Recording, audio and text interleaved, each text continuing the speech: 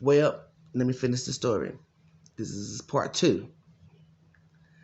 I'm a sorry baby. I slapped his ass because he got me pregnant. I knew I was pregnant. I said, this hoe got me pregnant. Y'all, Kaylee wasn't even 6 months. Kaylee wasn't even 4 months. Let me see. I think he was like 4 months when I got pregnant. He just turned 4 months when I got pregnant with Harmony. I'm sorry baby.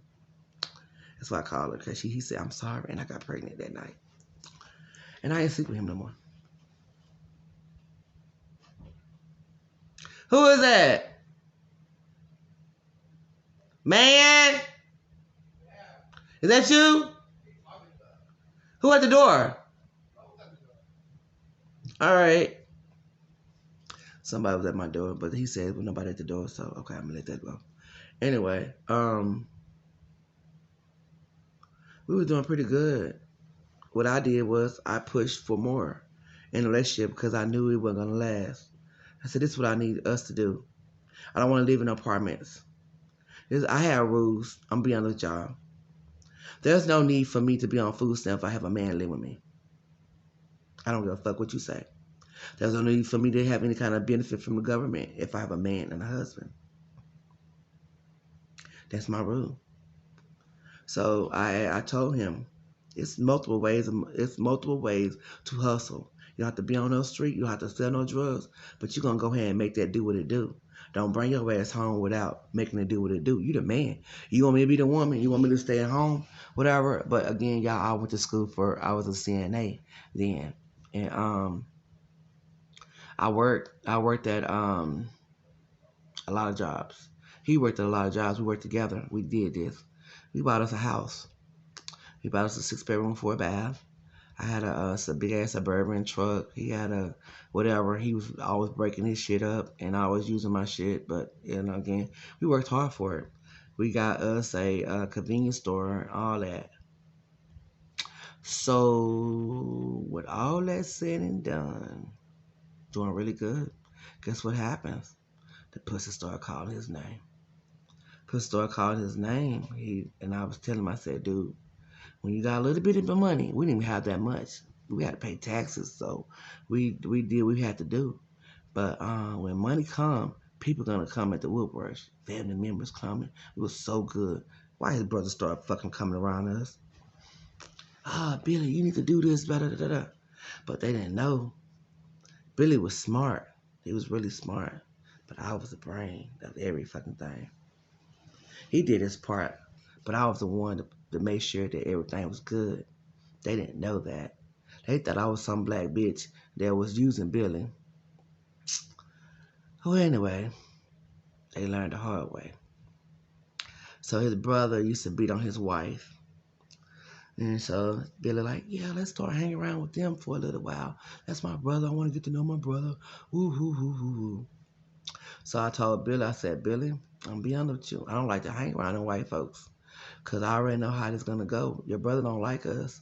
So why the fuck we hang around them? But I'm going to go hang around them because I want you to see what the fuck is going on. Whatever. Again, everything is a learning experience with me. So if you thinking this is going to be some problem, it was some problem. Well, he hit me and I hit his ass back. The brother. His brother big as fuck. And I just had, he's like, yeah, Billy, let's take the kids, let's go. Let's jump from me not laying down, me make sure that we was good, the kids was good. Like they was stealing. And you see my first video, I don't give a fuck who you will. I don't go to jail for nobody. I ain't gonna lie for nobody. I ain't putting no drugs in nowhere. I'm not gonna, if somebody's stealing, do not be behind me, around me and my kids, because I'm a snitch. I'm gonna tell on your ass, especially if you trying to throw me under the bus. Sometimes I mind my fucking business, but if you put me and my household, me and my kids in jeopardy, I already know where the picture's at. You better go the other way. Because what? I'm the only fucking black only black person in that fucking family, y'all. Only black person in that fucking family besides my 2 kids that I already had. What you think gonna happen? This is why I said this. We got pulled over. I had a toothache. And so I'm looking like it's cold as fucking Iowa. It was cold, y'all. And I'm like, why the fuck are we getting pulled over? So I'm listening. I'm listening to everything what goes on surround me. I'm not gonna be the motherfucking one to go to jail. Y'all got me fucked up. And I got a toothache too. I don't care. So, police pulled us over. They asked where y'all get this car from. They was stealing cars, y'all. I looked around like, steal what car? I ain't stole no motherfucking car. Oh, hell no. Let me up out of this motherfucking truck. They said, ma'am, step to the side. Nigga, my tooth hurt. You ain't finna tell me to step outside and sit in the motherfucking whatever. I went so off, y'all. And I cussed Billy ass out. I cussed, man. I said, I know y'all bitches didn't have me no motherfucking car, but y'all stealing. I don't play them games. I'm not going to jail for nobody. I don't give a fuck what you say, what your mama say, what your grandma say. You can't put me in no bullshit without my consent. I say no to stealing. That means no. So the police, y'all, the police didn't know what to do with me. They looked. I was looking at them. I was like, peace out, bitches. I walked off. They said, ma'am, excuse me, can you come back here? No, I gotta get home to my kids. Y'all can kiss my ass. I don't steal. Bye. I walked off. Y'all, I turned around, I looked at Billy. Billy like, what the fuck? Look, the police, I was like, what the fuck?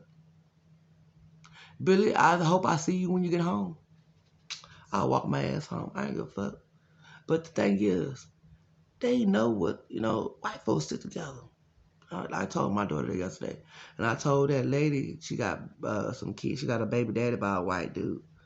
You put white folks together. And you make them hoes choose. You don't have to make them choose. You give them a fucking option. You gonna be with your baby mama who got you all your fucking kids that you don't really want to take care of. And you got your white family who gonna sit there and talk bad about her and gonna build your animosity towards that woman who you didn't want no kids because you don't want the responsibility. Who the fuck you think they're gonna choose? Okay. Then you get these white people, these white men who be with these black women. They want to be so black, so bad. They want to change their ways. Oh yeah. Okay, let's talk about the white women first. These black men get these white women, they turn them to us, but they don't like us because we're loud. Why are you talking to these white ass women who pretend like they're black and they sound retarded when they talk? One girl tried that shit with me. Yeah, my nigga, that's all I heard. Nigga, my nigga, I looked at her, man. I'm like, okay, he don't say nothing because he think that shit cool. I looked at everybody else. Everybody know how I am. I don't give a fuck who you are. I said, bitch, you tone that shit down. We don't talk like that. I don't fuck.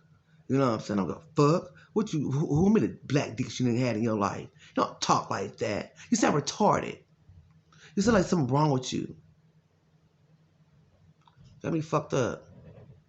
Don't talk like that. And I don't like white people in my house. I don't give a fuck what you say. You can't come in my house. White man. Only white men come in my house is goddamn the ambulance. The police can't come in my house.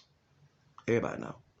Anyway, so and then you get the white dudes act like they black. Yeah, we had a conversation. It was so funny. The dude, we was telling him about, because I'm a life coach, so I help people. Like, okay, you got to separate yourself from the hate. You got to separate yourself from what you think, how you want to help people. That's what I do. I can separate myself. If I don't like white people, I don't like white people. But I'm not gonna I don't like you, and I'm gonna change my mind, and I'm gonna change your ways, and I don't give a fuck what you're going through. You pay me to help you, I'm gonna help you. That's just the way it is. So we have this couple that he left her for 9 fucking years. I don't know why she want him. I don't know what the fuck the deal is. I don't understand because he's scary. This white boy would literally run from a fight, but he talked like he's black. And so I told him, I said, talking like you black is don't mean you black. That don't mean you got them balls, bro. And I was like, the only thing she wants you to do is, make amends for when you left your family, whatever, for your family, for your white family. And I say that because I said for your family, your blood. Your daughter's your blood too, so I can't say that. And he's like, no, but I grew around black people. What the fuck that means when you say you grew up around black people? Who gives a fuck? My neighbor who just moved in, I realized that KKK members or whatever, she told me, she said, because we was outside, we was having a meeting outside, and she was just outside. She complained too goddamn much. I don't like no fucking neighbor just sit there every time I see her. How you doing today? Oh no, my life went somewhere. Girl, I don't want to hear that shit every goddamn day. Like, bitch, tell me how your coffee smell. Do something. Don't fucking do all that. But anyway, I think I'm finna get on my swing. Anyway, so the lady say, the boy say, she say, what I said, I did say that he said he grew around black people, and I'm still trying to figure out where him got anything to do with leaving his child for 9 years. Got something to do with being black. It don't. We make our decisions off of bullshit, and then we base our conclusion off of shit. I didn't know what to say, so I said that. Anyway, a lot of bullshit. It don't mean to stink. That's all I can say. Stink. Anyway, so it was weird being in a relationship with being a biracial couple. I never gave a fuck because I knew what my head game was. I didn't care. I don't think I cared about if my husband could acknowledge that it's some fucked up shit what the white folks be doing. I didn't give a fuck. You know what I'm saying? I didn't care. But we all blind. My husband never called me out of my name. He never once called me a black bitch. He called me something, but it wasn't no black bitch.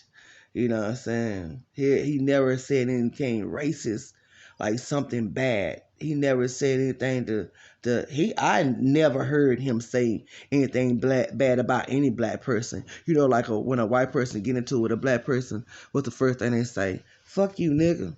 Never did that.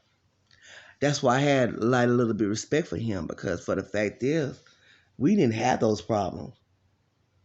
It wasn't even, I didn't even have to explain to him how important being black was. Cause that nigga sat there in the background. I was black power, black power, black power. What I did was I made sure my household was black power. I don't give a fuck about him being white. And he didn't try to be white. That nigga was a redneck. My husband was a straight up redneck. I knew that. I married him. You know what I'm saying? I just want to see what the fuck was, whatever. But I always have dated outside my race because my first husband was African. My first husband was from Africa, Zimbabwe. And I ran from Africans after that when y'all know that nigga was trying to beat my ass. He was trying to kill me. He was trying to kill me. And I didn't want to die. But he killed me with violence. My second husband, Billy, the white dude, he tried to kill me. He tried to fuck with my mind because like I was saying, something was wrong with me. He was feeding into it because he need to feel like he was needed. He need to feel like that he was doing something, like he was hurt, like he was helping me. Most men do that. They want to be able to see they was being helpful. But he was doing it the wrong way, because when I snapped out of this shit, because y'all, let me tell you something. That was 3 long years of being institutionalized, off and on, birthdays, all kind of shit.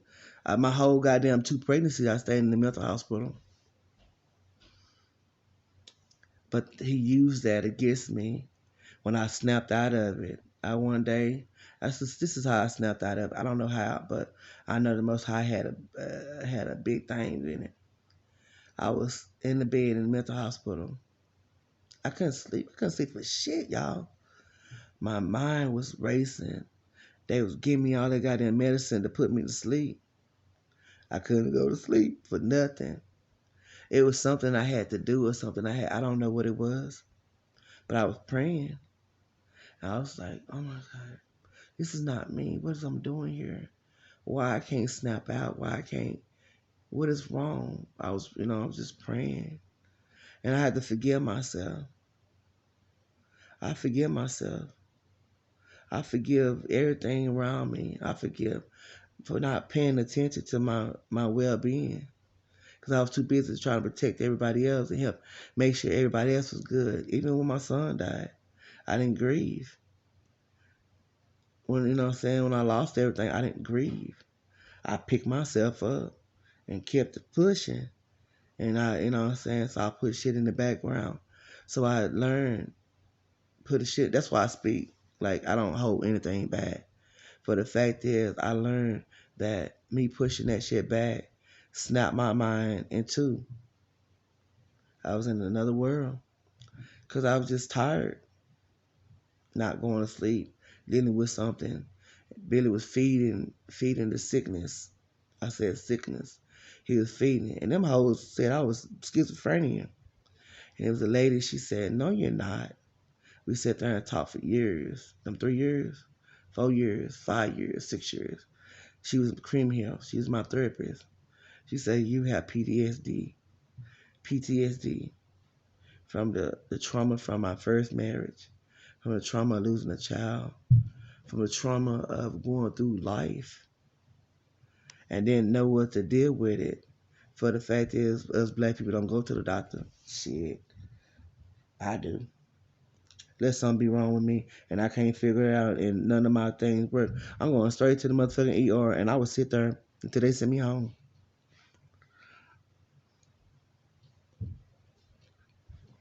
My skin, I got some lotion I got. Anyway, so I was in that bed and I was praying and I felt something looking at me. And y'all might not think this is crazy.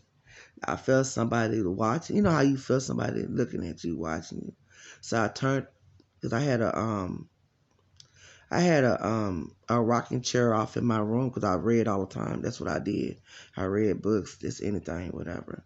And I felt somebody in that rocking chair and I looked in there. And the fucking rocking chair started rocking, y'all. I wasn't scared nothing like that. And I heard Manita. That's my name. Manita. I don't know what the fuck that was. I don't know if that was my dad was with me because my dad deceased. And or the Most High was sentenced. I don't know what the fuck what that was. But y'all, I felt so peaceful. I felt a peace that I was like, that's what I'm looking for. That's what I want. I want peace. I want to be able to breathe because I couldn't breathe. I was fucking suffocating. My brain wasn't getting no oxygen how it's supposed to be. Not like, like dying, but I was dying, not physical, but emotional and mental. We can die mentally. We can die mentally. And I went to sleep, y'all. I got my ass up. Look, they been having me in there for a long motherfucking time. I got my ass up when I came to. I don't know. I slept for some days. I got up. I went to their office. I said, "Good morning. How y'all doing? I'm ready to go home now."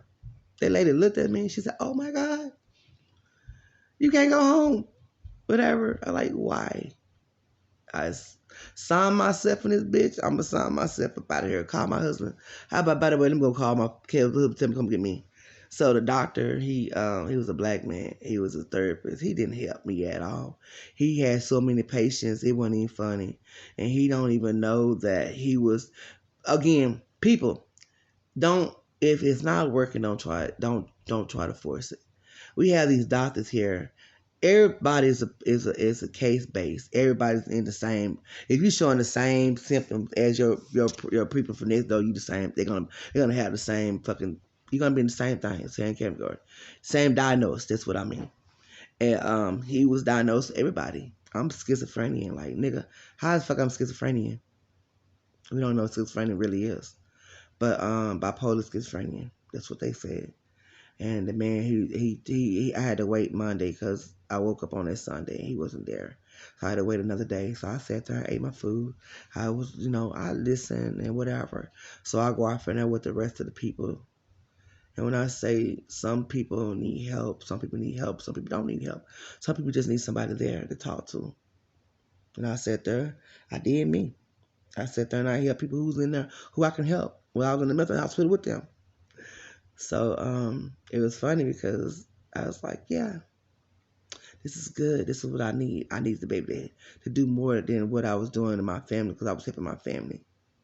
I want to be able to branch out to be able to help other folks with mental health who deal with themselves, who deal with their bodies, who deal with their mind, who just deal with life, period. And they're not getting it. So my alternative is me. You're going to get the real from me. And so when I went home, finally, because the doctor did not want me to go. They wanted me to have my baby at the hospital. They already, nope, take that lie back.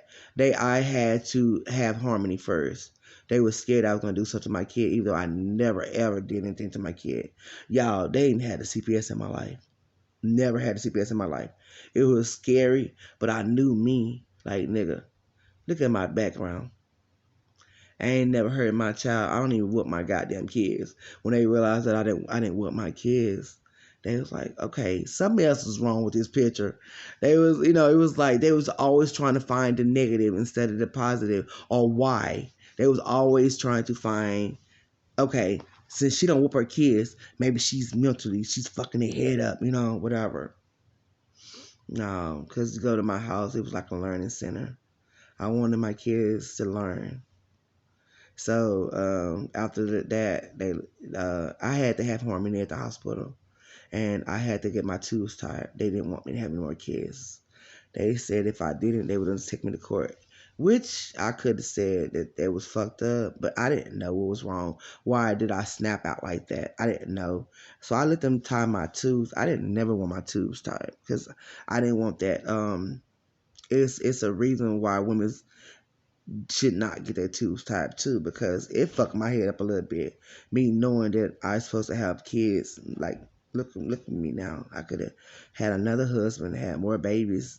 You know what I'm saying? I lost 4 kids so far. So I don't know how this is gonna go, but I'm just talking. I enjoy talking. I'm not. It's like I'm talking to people, but I'm really talking to myself. But I hope I help somebody. But if you can help, anybody can help me know how to stay on one topic. I've been reading up on this shit, but my mind, I got so much shit to say in so little time, and that's what happens. I'm gonna do my hair today, probably. So I don't know if I'm gonna do this, but I'm gonna try to do this every other day to talk and try to balance myself to be able to do more. I'm just gonna write down what I need to talk about and stay on that topic. I'll be bad for fucking a newscast it, because I'll be like all over like, oh yeah, let me see. It's like more like ADHD or something. ADHD adult